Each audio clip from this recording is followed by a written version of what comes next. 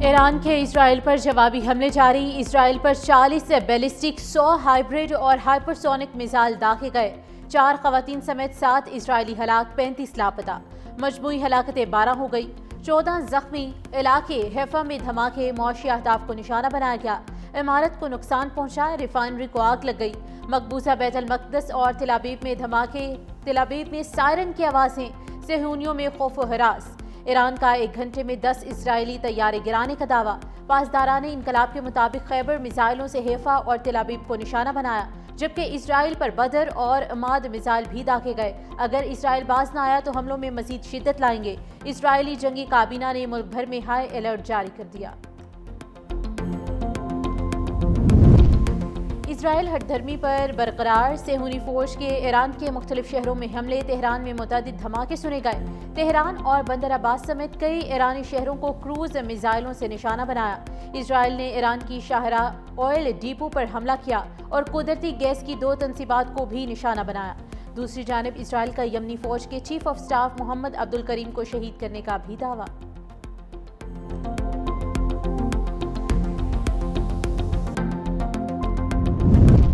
سعودی ولی عہد شہزادہ محمد بن سلمان کا ایرانی صدر مسعود پزشکیان سے ٹیلی فونک رابطہ۔ کہا، ہم اسلامی جمہوریہ ایران میں اپنے بھائیوں کے ساتھ کھڑے ہیں۔ آج پوری اسلامی دنیا آپ کی مکمل حمایت میں متحد ہے۔ سعودی عرب ایران میں اپنے بھائیوں کی مدد میں کوئی کسر اٹھا نہیں رکھے گا۔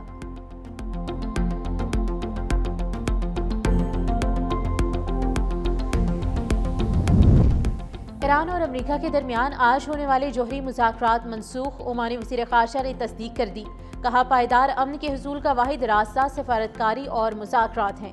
اسرائیلی حملوں کے بعد ایران نے امریکہ پر دوگلی پالیسی کا الزام لگاتے ہوئے کہا تھا کہ بات چیت کا دعویٰ اور اسرائیلی حملوں کی اجازت ساتھ نہیں چل سکتے۔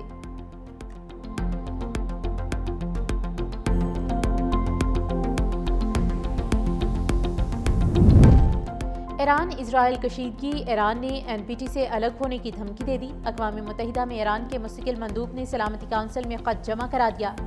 سعید ایروانی کہتے ہیں کہ برطانیہ، فرانس اور جرمنی نے پابندی لگانے کی کوشش کی تو این پی ٹی سی الگ ہونے کا اقدام اٹھائیں گے۔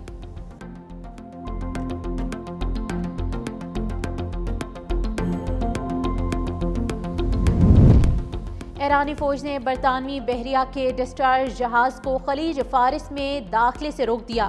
میڈیا رپورٹس کے مطابق ایرانی بحریہ کے ڈرونز کی برطانوی جنگی بحری جہاز کے قریب پروازیں جاری۔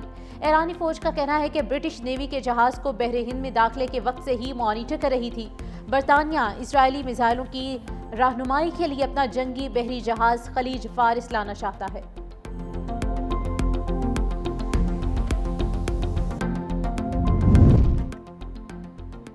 امریکہ نے یوکرین سے دفاعی نظام مشرق وسطی منتقل کر دیا۔ امریکی وزیر دفاع نے میزائل اور دفاعی نظام مشرق وسطی منتقل کرنے کی تصدیق کر دی۔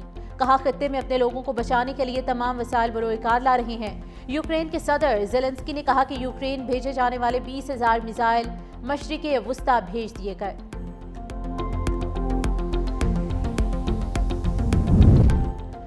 ایرانی حملوں کا خوف، اسرائیل نے بن گورین تل ابیب ایئرپورٹ سے 25 کمرشل طیارے قبرص کے 2 مختلف ایئرپورٹس پر منتقل کر دیے اور تل ابیب ایئرپورٹ سے گزشتہ روز 17 مسافر طیارے قبرص کے جنوبی شہر لارانا کے انٹرنیشنل ایئرپورٹ پر پارک کیے گئے۔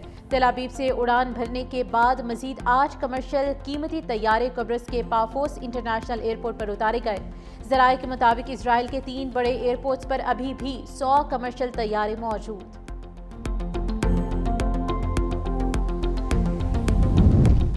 اسرائیل اور ایران کے مابین جاری جنگ کے باعث 2 دن میں دنیا بھر کی 6,000 پروازیں منسوخ۔ ایویشن ذرائع کے مطابق ایران اسرائیل جنگ کے بعد سب سے زیادہ اسرائیل کا تل ابیب ایئرپورٹ متاثر ہوا۔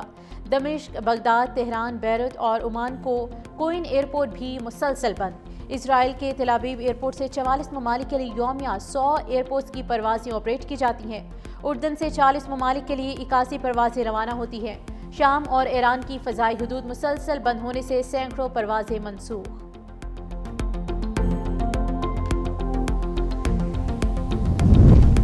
اور جنوبی افریقہ نے ورلڈ ٹیسٹ چیمپئن شپ جیت لی۔ لارڈس میں کھیلے گئے فائنل میں آسٹریلیا کو 5 وکٹوں سے ہرا دیا۔ 282 رنز کا ہدف 5 विकेटों पर हासिल कर लिया। मार्करम की 136 रन की शानदार इनिंग्स, बाउमा ने 66 रन से जीत में हिस्सा डाला। मॉल्डर के 27 रन, एडन मार्करम सेंचुरी बनाने पर प्लेयर ऑफ द मैच करार। जनूबी अफ्रीकी टीम का ट्रॉफी उठाकर भरपूर जश्न।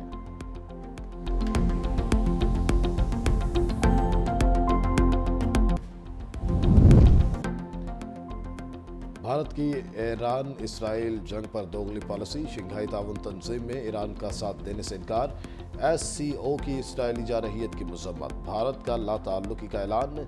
भारतीय वजारत खारजा ने कहा, भारत इस बयान पर होने वाली बहस का हिस्सा नहीं, दीगर रुकन ममालिक को अपना मौक़िफ़ पेश किया था। इसी तनाजुर में SCO के बयान से लाताल्लुकी का इजहार करते हैं।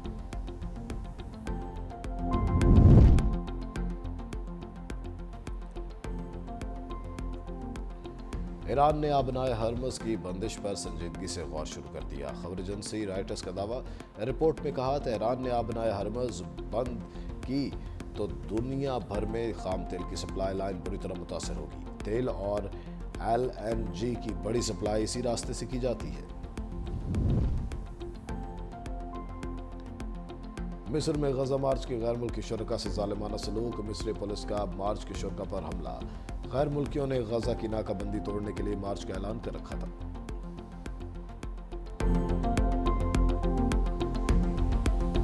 इजराइल के साथ जहां जहां भी इस्लामी दुनिया में ताल्लुकात हैं उनको मुनक़ता होना चाहिए। बच्चों के कातिल, ख्वातीन के कातिल, फलस्तीन की तबाही के जिम्मेदार, उनके हाथ मुसलमानों के खून में रंगे हुए हैं, उस हाथ को झटक देना चाहिए। अल्लाह के फजल से पाकिस्तान एक अपने ट्रेडिशनल स्टैंड पे रोजे अव्वल से खड़ा है, मजबूती से खड़ा है कि हमने इजराइल की स्टेट को ना रिकग्नाइज किया, ना उसके साथ ताल्लुकात बनाए। ख्वाजा आसिफ का इसराइली जारहियत पर मुस्लिम उम्मा को इंतबा, कहा मुस्लिम दुनिया मुत्तहिद न हुई तो सबकी बारी आएगी। इसराइल ने फ़लस्तीन के बाद यमन और अब ईरान को निशाना बनाया। मुस्लिम ममालिक से इसराइल के साथ ताल्लुकात ख़त्म करने का मुतालबा। बोले पाकिस्तान इसराइल के हवाले से अपने मौक़िफ़ पर मजबूती से खड़ा है। मुस्लिम ममालिक को इसराइल के मुकाबले के लिए मुश्तरका हिकमत अमली बनाना होगी। हमारा ईरान के साथ रिश्ता देरीना और बेमिसाल है, मुश्किल घड़ी में अपने ईरानी भाइयों के साथ है।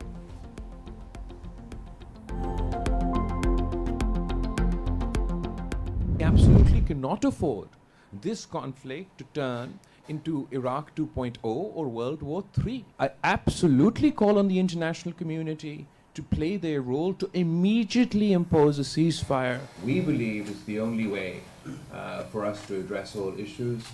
There's no military solution to the issue of Kashmir. A threat to our water supply is an existential threat to Pakistan.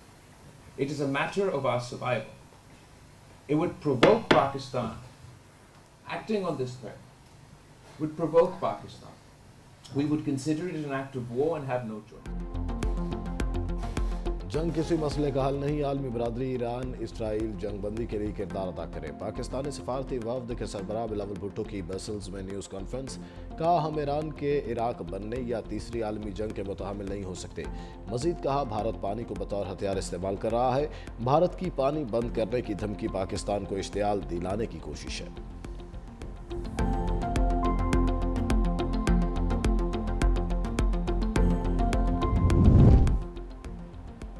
Israeli जारहियत के खिलाफ ईरान को दिफा का हक है। वज़ीर इत्तलात अताउल्लाह तारड़ का दो टोक पैगाम, कहा ईरान के साथ इजहारी यकजहती करते हैं, उनके गम बराबर के शरीक हैं। अक़वाम मुत्तहिदा की सिक्योरिटी काउंसिल में ईरान का दिफा किया। ख़त्ते में अमन कायम करने के लिए दुनिया पाकिस्तान के किरदार को मानती है। फ़लस्तीन के निहत्ते मुसलमानों को भुलाया ना कभी भुलाएंगे। फ़लस्तीन के निहत्ते मुसलमानों का खून रायगा नहीं जाएगा। कोई ऐसा फोरम नहीं जहाँ फ़लस्तीन की आवाज़ नहीं उठाई।